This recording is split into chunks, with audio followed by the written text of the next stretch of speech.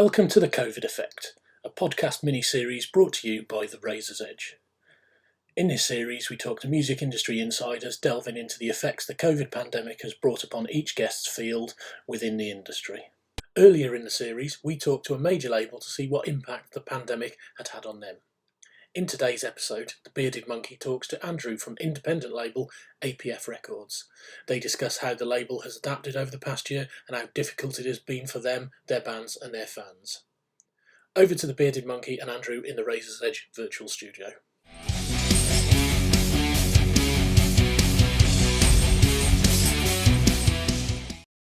Bearded Monkey here from the Razor's Edge, and today I'm talking with Andrew Field of APF Records. Hello mate, welcome, how are you? All right, good. Still in one piece. Jolly good, jolly good. So before we start, for those who are not aware of you, or are aware of the APF but aren't aware of the man behind the behind the mask, behind the mirror, behind the curtain, the Wizard of Oz, can you just introduce yourself and your role within APF? Yeah, sure. Well, I am Andrew Field, and I am the APF in APF Records. So I founded the label in 2017. Yeah. There are actually three of us in APF, myself, Martin and Jane. It's got, my name's above the door, should we put it that way? So, I mean, you just sort of mentioned you guys starting in 2017. I mean, you've got 40 absolutely solid releases under you at the moment, to this date. And that was with releases from bands such as Desert Storm, Corrupt Moral Altar, Video Nasties, Pissed, and loads more. What is your secret? I mean, just everything you seem to pick up is a banger. Do you know what? I'd love to say that there was some big plan behind that. But the signing criteria is quite simply, do Martin and I like it? Yeah. Yeah. When I started the label, Martin wasn't involved. He came in, in 2019. Yeah. So in the early days, it was, do I like it? Yeah. Yeah. And if I like it and I want to release it, then it was going to be released. But then when Martin came on board, it tended to be 9 times out of 10, we both had to agree. Occasionally, one of us would override the other. Yeah.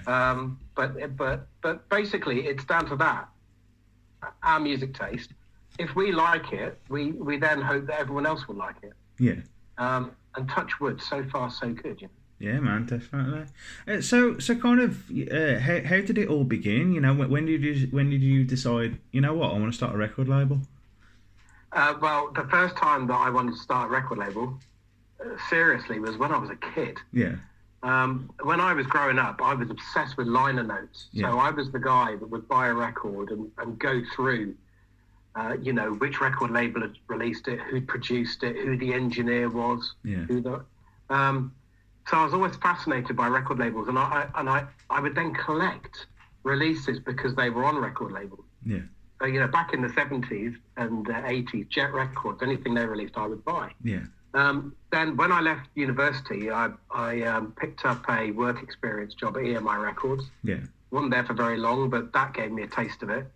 And then if you fast forward 30 years, I was going to all these gigs in Manchester in the sort of stoner doom sludge scene. And I kept meeting bands who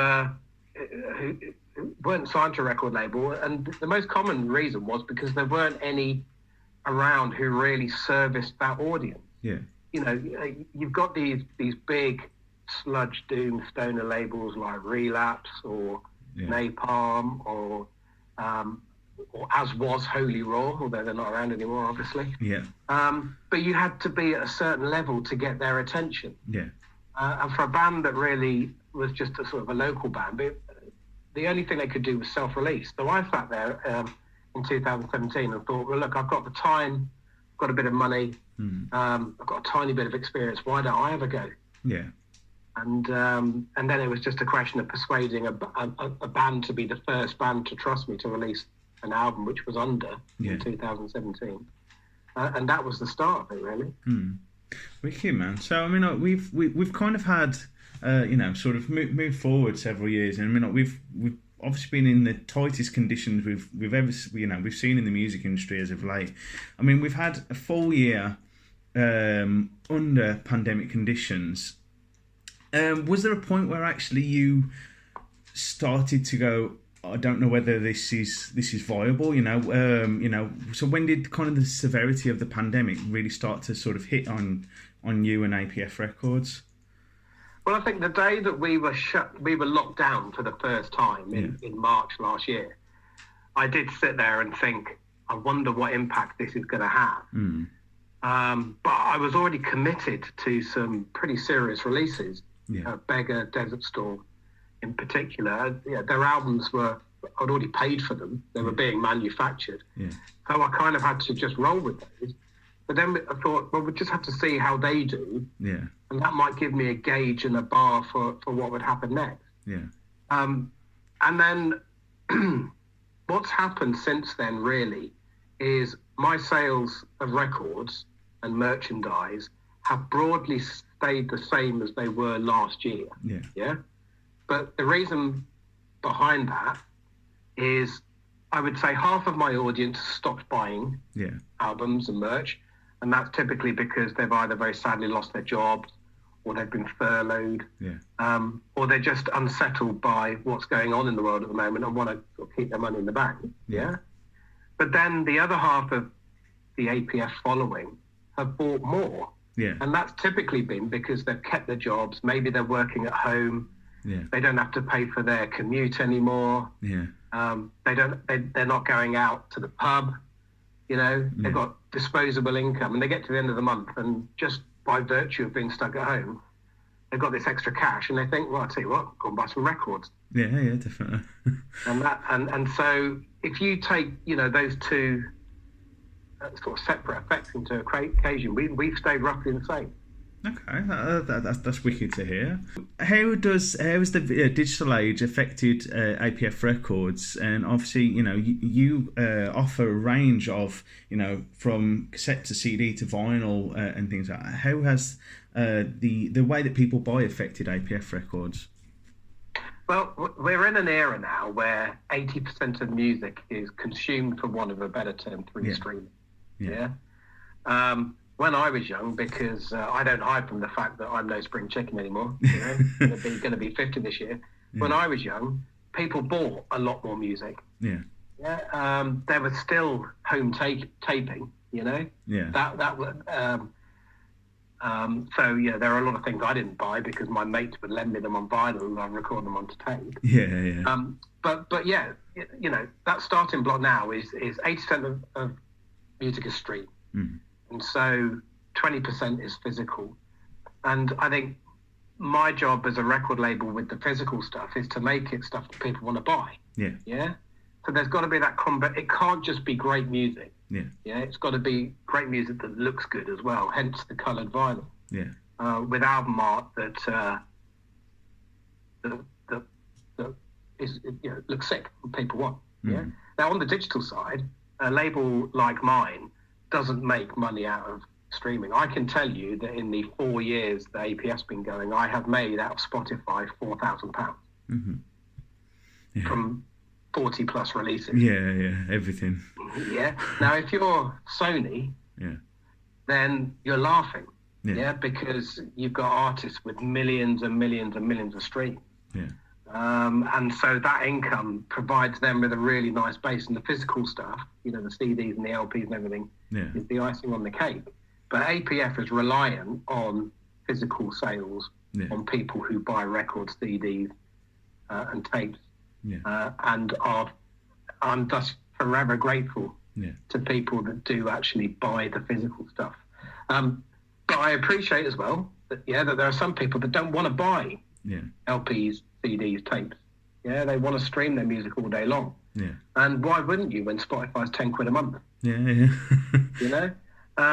all I say to those people is, look, the reality of music making is it costs artists or record labels money to record albums and to put artwork together, to get them onto Spotify in the first place. That costs money. And if it's niche music that's not going to be streamed 1 million times, then the way that you can support a band is by buying a T-shirt, quite frankly. Yeah. Be that off of APF or be that directly off the band. Yeah. So that's what I think. So that's what I'd say on that one. Awesome. So I mean, you're a relatively small team, as you sort of mentioned earlier. I mean, how has the pandemic sort of affected you as a team? Have you had to make cuts in order to keep things ticking over? Kind of what sort of changes have you made as a label to support the business and keep it afloat during the pandemic? Yeah, I mean, the great thing about being small is that we're versatile. So no, we haven't had to make any cuts. Yeah. And the only major difference is that I'm running the record label from my house. Yeah. Yeah, I usually have an office that I go to, yeah. But I live in a bungalow in Manchester, which is currently every cupboard, storage space, nook, cranny has got a vinyl, CD, a T-shirt, a tape in it, and it's all run out of here. Yeah, but I think that's the glory of being small. If we'd been a big label going into the pandemic with lots of staff, it might have been a different matter. Yeah. Have you done anything that you find that that you've done specifically different during the pandemic that you think actually when we return back to normal I'm definitely going to do that again and keep that going? Not so much with APF, but one thing that I would say is that live streaming has very much become a thing, hasn't it? Yeah. And I certainly think that over the next year until gigs as we knew them before the pandemic are back in full force, and I think live streaming, once we're out of this lockdown, into whatever's next, be it tiered restrictions or whatever, I think that there'll be a lot more live streaming. I think the other thing as well is record labels like mine, pre-pandemic, a certain amount of stuff we sold through people buying it on the APF website or on Bandcamp, and then a certain amount was sold in record stops via a distribution partner. Yeah. Well, obviously record shops have been shut, haven't they? Yeah. And so we've spent time and money in getting the word out on where you can buy our release. Yeah. Because not everyone knows. No. A lot of your casual buyer will buy their music if they're going to buy it on Amazon or an HMV. Mm. Amazon fine, but HMV hasn't been open really since March, has it? No. I can't remember when it has been open, but to be honest, so we've invested some money in should we say digital marketing or paid social media, really, just to try and educate people as to where they can hear and buy our band's music without going to a record shop. Yeah, wicked. So I mean, mental health has been pretty battering over the last year or so. What have you done to look after yourself during these times? How have you sort of, managed everything that's going on through these difficult times? Yeah, I treat every day as it comes, and at the moment, I don't look forward much beyond today. Yeah. So obviously, on the record label side, of course, there's release scheduled out for the rest of the year, and I think about those. But in terms of me as an individual, as a person, when I wake up in the morning, I concern with myself with what I'm going to be doing that day until I go to bed. Yeah. And if I focus on that, don't think too much beyond that, then I do fine. Awesome, great to hear. I'll tell you what else I'll tell you. Just before the pandemic began, I decided to have a breather from alcohol. I've always been a big party animal. Always liked to go to gigs and get wrecked. But it just got to the point where that was kind of getting a bit old. So just literally weeks before the pandemic, I stopped drinking. And I honestly think that's made a huge difference to my mental health during the pandemic, because old me would have spent the last year getting pissed and then the next day being depressed and anxious. Whilst I sobered up. until I hit it again the next night or the next night. Yeah. So that little cycle, I brought to a close, and I think that's been a massive benefit to me over the last year as well. Yeah, it's finding positive coping mechanisms, isn't it? Totally. So, yeah.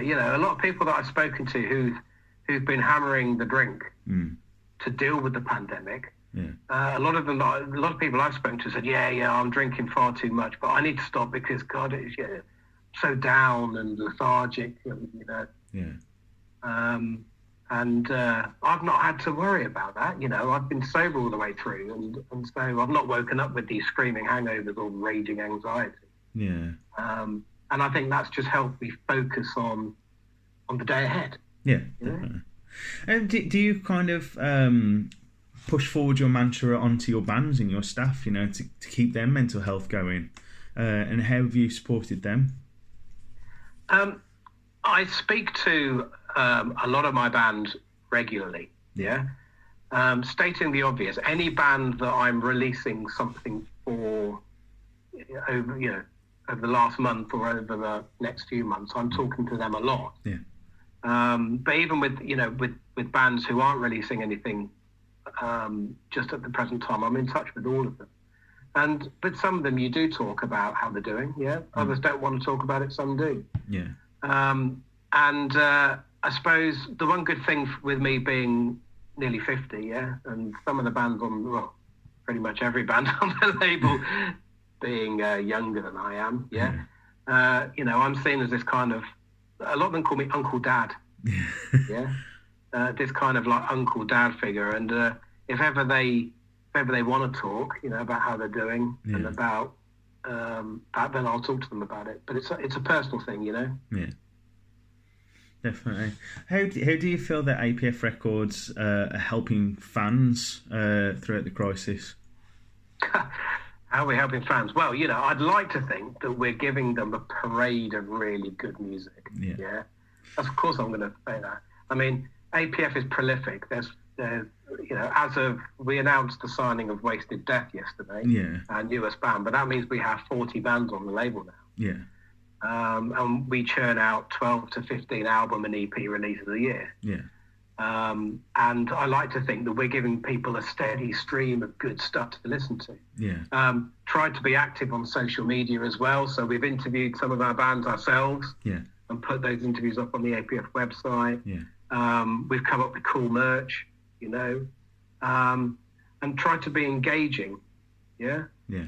And I think the thing that makes me happiest is when APF releases an album and someone who's bought it messages me and goes, do you know what, Phil, that album is absolutely killer. Yeah. I've listened to it 3 or 4 times already, and it's taken me out of all this shit that's going down at the moment. To me, that's job done, really. Yeah, definitely. Give that some of that bit of happiness and escape for a couple of hours. Well, I think especially the sort of music that you've got on APF Records, it is that sort of very, like, you listen to it to get a release, and because it's like, it's so aggressive, but like, I can never sort of explain, like, the sort of the reason why I love the bands that are on your label is just because they're aggressive, but they're sort of beautiful at the same time, and it's sort of, you get all that anger out when you're listening to it, because like, it's like the kind of thing when you go to a gig and you get in the mosh pit and that sort of thing, you just get all your aggression out, you're getting it through your ears, so then you can just sort of go, I can go back, I don't know. Yeah. I mean, do you know what? I spend 80% of my time listening to stuff that I've released. Yeah. And the reason I do that is because I love it. Yeah.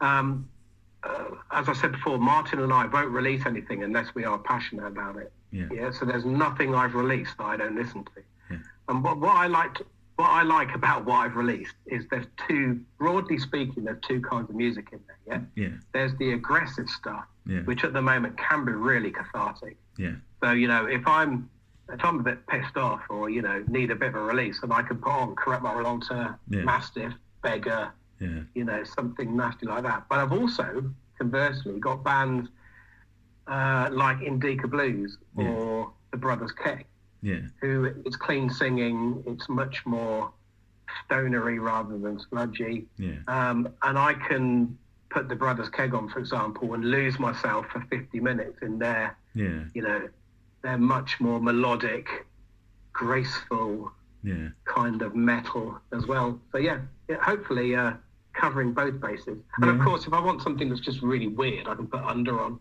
Yeah. Do you see a light at the end of the tunnel for the music scene at the moment? Yeah, I do, and that's because if you look back on the last 40, 50, 60, right? Okay. If you look back on the last 60 years of should we say rock music? Yeah. It's always evolved, and those involved in it have responded to that evolution. Yeah. Yeah. So at the moment, yes, we're in an era where musicians and labels and everyone is having to respond to streaming taking away a load of money. Yeah. To live merch sales in particular being almost more important than what you can buy in a shop. Yeah. And the fact that there's no gigs at the moment, and the fact that venues are in trouble. Yeah. But when we come out of this, yeah, people are still going to want music. They're still going to want to go to gigs. Yeah. Yeah. And bands and promoters and gig goers and everyone involved will find a way to get around all of these nightmares and headaches and challenges that we've got at the moment. Just one thing, if you don't mind me saying at the moment, on streaming, I'm not anti-streaming at all. Yeah. I constantly see people griping about Spotify. Yeah. I have a slightly different view. Yeah. Which is, okay, I get the argument that, Daniel Ek is very good at piling all this money and not paying artists. Yeah. But Spotify is a massive shop window. Yeah.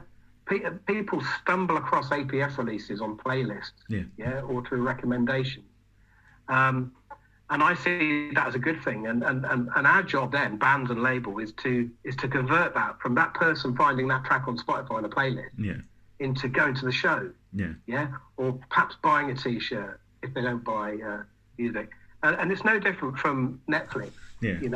I don't hear people bitching about Netflix. Yeah. But all Netflix is the Spotify of the television and movie world, isn't it? Yeah, definitely. Yeah. So a lot of people don't buy Blu-rays anymore. Yeah. Because they can watch almost everything they want by paying £20 a month for Netflix, Amazon Prime, Now TV, and a few others. Yeah. Yeah. No, I completely agree. I mean, I'm a Spotify user myself, but I mean, it's one of those things. If I hear something I like it, I buy it. Yeah. And I think it's one of those things. And I think from the thing that I love about APF, and obviously, why you were on our hit list for this series, I think with the record label, you trust what they release. Coming from a consumer's point of view, you trust what they release, and so you're sort of that whatever you guys are going to come up with, it's going to be good, and I'm going to enjoy it. And I think that's really important, kind of from a consumer customer relationship and that sort of thing. So thank you very much. No problem. I mean, you raise an interesting point there, in that as I said already, we release stuff that we like. Yeah. Yeah. But we do feel a responsibility towards the APF hardcore, as I call them. There is a hardcore of people who will buy everything the label puts out, having not heard anything from that forthcoming release. Yeah. I do feel a responsibility towards them. Yeah. And how we approach that is we make sure that we don't go too far off of what we're known for. Yeah. Yeah.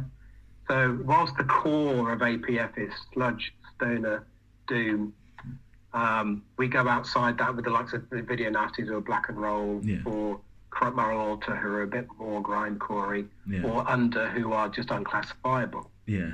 But it's highly unlikely that APF would release a hip hop album. Yeah. Just because the faithful is probably just going a bit too far off the beaten path. Yeah, definitely. So kind of hindsight's a wonderful thing. Knowing all that we know now, as a label, would you have done anything differently to handle the situation, or do you actually feel that actually APF have really handled this the best that you possibly could? Yeah, do you know what? I think that we've come out. We are, a year into this pandemic. Yeah, we're in better shape than we were at the beginning. Yeah. In terms of finances in particular. Yeah. It's been a good year for us. But I'd love to tell you that I'm one of these guys who, on the day that Boris in March last year went, right, that's it, you're all at home. So I went, right, okay, well, here's how we're going to respond to that. Yeah. It just didn't happen. No. But what we did do was, I think we just took note of, I hate using this term of like consumption habits, but how people were listening. Yeah. Keeping a real eye on sales, but also on streaming, and just trying to understand how the pandemic was affecting people. And I think we did learn a bit from that, but there was no grand plan. Yeah. So I think over the last year, we've released 12, 14 albums and EPs. I think they've been really good. Yeah. And people seem to have had the same opinion because they've all sold really well. Yeah. Bro. What do you kind of see? Where do you see APF going from here?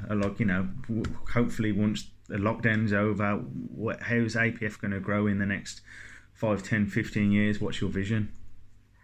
APF, quite simply, wants to keep putting out really great music. Yeah. I will feel if I will have failed is if we put an album out that everyone just goes, oh my God, that's awful. Yeah. And we hope that people like it enough that they buy it rather than just stream it. Yeah. And over the last year, we have grown. Video Nasty is which was released in March last year, is our biggest selling album already. Yeah. The Brothers Keg, which came out in when was it? Autumn last year. Yeah. Has sold way beyond our expectations. The Last Possessor album is massive. Yeah. So we have grown in that way, but whether or not we grow to be bigger will be luck. Yeah. Because I can sit here and honestly tell you there is no plan for us to become a Relapse. Yeah. Or become a Napalm. It's just not in the plan. No. But I always look at a release and think, I wonder if this will be the one that goes and sells 2,000 copies rather than 600. Yeah. And you just never know. Yeah. But I have this funny feeling that I'm going to release something over the next year or so. It's just a gut feeling that it's going to capture the imagination a bit, and it's going to sell really quite well. And then at that point, I think we'll worry about what we're going to do. As you say, take every day as it comes. Yeah, man, exactly. Thank you, Andrew, for chatting with us here at The Razor's Edge. To find out more about upcoming releases and more information, such as the interviews with the bands and that sort of thing, head over to www.apfrecords.co.uk. Thank you, mate. I really appreciate your time. Yeah, it's been good chatting. Cheers, mate. Nice one. Cheers.